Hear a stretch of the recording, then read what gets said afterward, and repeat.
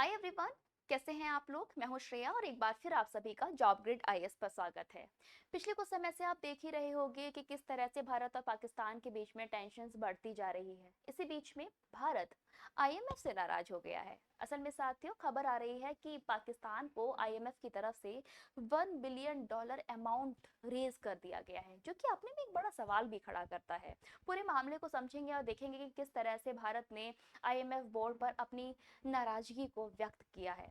पिछले कुछ सिनेरियो पे अगर नजर डालें तो आप देख ही रहे होंगे कि अभी हाल ही में सिंधु संधि को लेकर जब पानी को रोका गया था, उसके बाद अभी हाल ही में चेनाब डैम से बहुत सारे पानी को वापस फेंक दिया गया है। कई सारे पाकिस्तानी खुश भी हो गए हैं देखकर, लेकिन इसके पीछे का कारण कुछ और ही है। और इसी के साथ में फायदा उठाते हुए एक फंड रेंज की मांग कर ली है पाकिस्तान ने, यानी कि क्लाइमेट के आड़ में, जलवायु परिवर्तन और प्रभावों के आड़ में पाकिस्तान आईएमएफ बोर्ड से पैसों की मांग कर रहा है, जिसको मंजूरी भी अब फाइनली मिल गई है। चलिए इस पूरे मामले पर नजर डालेंगे और चीजों को समझने की कोशिश करेंगे।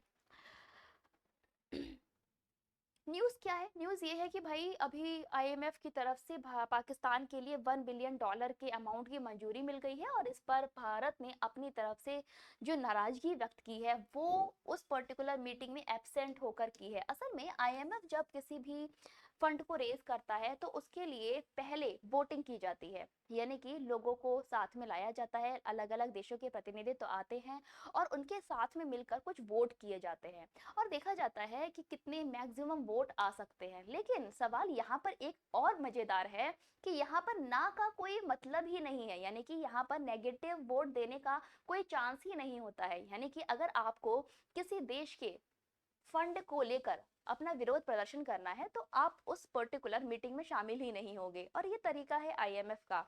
और अभी हाल ही में जब पाकिस्तान के लिए फंड रेज करने की बात आई थी तो आईएमएफ की जो कार्यकारी बोर्ड है, जिसमें 25 निदेशक होते हैं, उन्होंने वोटिंग की थी, जिसमें अलग अलग देशों के समूहों ने भाग लिया था और भारत इसमें अनुपस्थित रहा था। यानी कि सीधे तौर पर उसने अपनी अनुपस्थित प्रवृत्ति के साथ में इस बात को प्रदर्शित किया था कि वो इस बात का समर्थन नहीं करता है।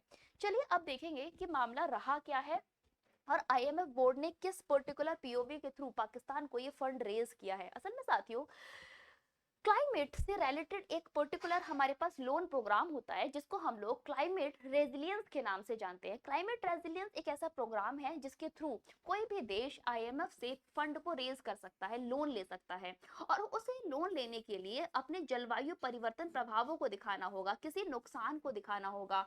और इसी जलवायु परिवर्तन का नाम लेकर एक बार फिर से पाकिस्तान ने इस पर्टिकुलर फंड को रेज किया है, जिसकी वजह से भारत ने बहुत सारे सवाल भी खड़े किए हैं, क्योंकि ये पहली बार नहीं हो रहा है कि आईएमएफ से पाकिस्तान ने फंड लिया हो, लोन लिया हो और आईएमएफ ने मंजूरी दी हो। एक बार फिर से आईएमएफ के द्वारा ये मंजूरी दी गई है। यानी कि अगर हम पूरे आंकड़ों की तरफ नजर डालें तो न जाने कितनी बार पाकिस्तान ले चुका है, जिसमें से मात्र 5% ऐसा डेटा है जिसमें उसका सही उपयोग किया गया हो, और इसी बात पर नाराजगी व्यक्त करता हुआ दिख रहा है भारत। प्रोग्राम क्या है? क्लाइमेट रेजिलियंस प्रोग्राम है, जो कि एक लोन का प्रोग्राम है, आईएमएफ की तरफ से चलाया जाता है। पाकिस्तान को अभी हाल ही में $1.4 बिलियन यानी कि 12,000 करोड़ रुपए के एक नए ऋण की स्वीकृति मिल गई है, मंजूरी मिल गई है। यानी कि आने वाले समय में ये इस फंड का इस्तेमाल कर सकता है। पिछले फंड के अगर डेटा को देखा जाए तो सही से इस्तेमाल नहीं हुआ है। वहीं पर 7 बिलियन ऐसा भी अमाउंट है, ऐसा पैकेज है जिसकी पहली समीक्षा की मंजूरी पहले ही दे दी गई थी और जिससे 1 बिलियन राशि जारी की जाएगी, जो कि अभी रिसेंटली ही आजकल के अंतर्गत ही रिलीज करने की बात एज पर इंडियन एक्सप्रेस बोली जा रही है। वहीं पर अब बात कर लेते हैं कि यहाँ पर भारत नाराज क्यों है, भारत ने अपनी नाराजगी व्यक्त कैसे की है। देखो, आईएमएफ जो कि एक ऐसा प्लेटफॉर्म है, 1994 में से शुरू किया गया था। 190 यहाँ पर सदस्य होते हैं जो कि मिलकर आईएमएफ को चलाने का काम करते हैं, इंटरनेशनल मॉनेटरी फंड की डिमांड को पूरा करते हैं, जो कि लोग अलग अलग देश अपने अलग अलग रिक्वायरमेंट के लिए प्राप्त करना चाहते हैं। जैसे कि क्लाइमेट रेजिलियंस के नाम पर अभी पाकिस्तान ने ये फंड को रेज कराया है। वहीं पर भारत इस पे ऑब्लिगेशन क्यों लगा रहा है? भारत ने सीधे तौर पर आईएमएफ से क्वेश्चन किया है कि भाई जो ये फंड पाकिस्तान को दिया जा रहा है, ये क्या ये सही जगह पर अभी तक प्रयोग हुआ है? यानी कि पिछले जितने भी फंड पाकिस्तान के लिए रेज किए गए हैं, कितने ऐसे फंड हैं जिसमें उसका सही से इस्तेमाल किया गया है? सीधे शब्दों में बोला जाए तो पाकिस्तान अपने फंड का सही इस्तेमाल नहीं करता है। Set the fund could used cross border terrorism, और इस बात का डर है भारत को कि जो क्लाइमेट के नाम पर फंड रेज किया जा रहा है, इसका इस्तेमाल क्रॉस बॉर्डर टेररिज्म में किया जा सकता है। जिस तरह से पहले भी कई बार आईएमएफ से लोन लिए गए हैं, लेकिन गलत जगह पर इस्तेमाल किए गए हैं।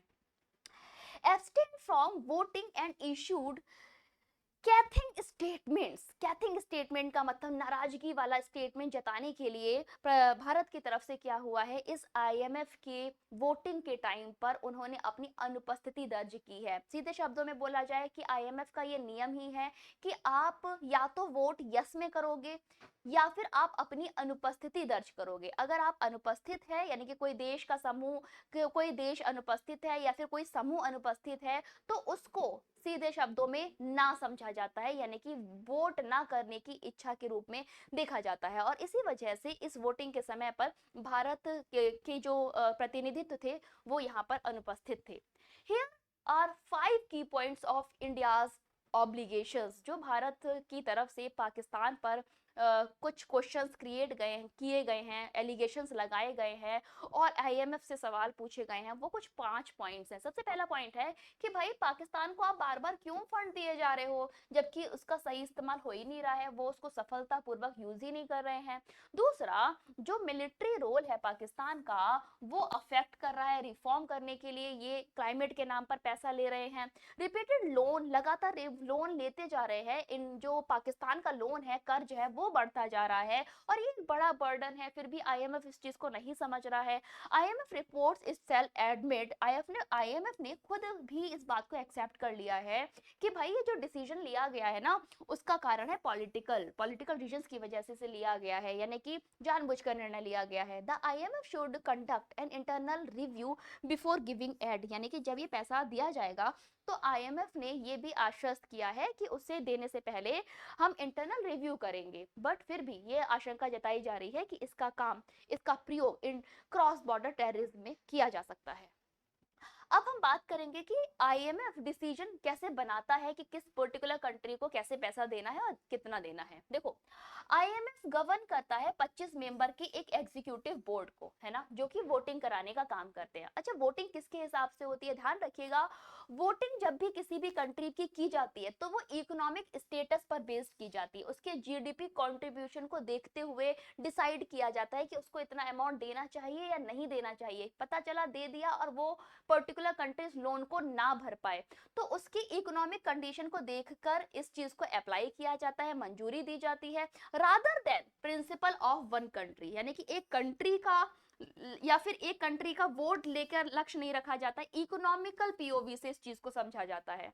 Large contribution such as the United State have greatest influence, देखा जाए तो जैसे यूनाइटेड स्टेट है उसमें उनके पास बहुत बड़ा वोट बैंक है ना, और ये इस बात को प्रदर्शित करता है कि जितना ज्यादा वोट बैंक है उतना बड़ा समर्थन है। नेक्स्ट है, most decision are made by the consequences but when the voting required, जो बहुत सारे वोट्स होते हैं वो कब किए जाते हैं? सिचुएशन के हिसाब से किए जाते हैं, जब भी वोट की रिक्वायरमेंट होती है। अच्छा, जब वोट की रिक्वायरमेंट होती है तो वोट कैसे किया जाता है? ध्यान रखिएगा, यहाँ पर कोई भी ऑप्शन ना का है ही नहीं। अगर किसी को ना करना है तो बेटर है कि वो उस पर्टिकुलर मीटिंग में आए ही ना। Members either vote in favour, या तो मेंबर यस बोलेंगे, हाथ खड़ा कर देंगे, अदरवाइज उस पर्टिकुलर मीटिंग में वोटिंग के टाइम पर एब्सेंट हो जाएंगे।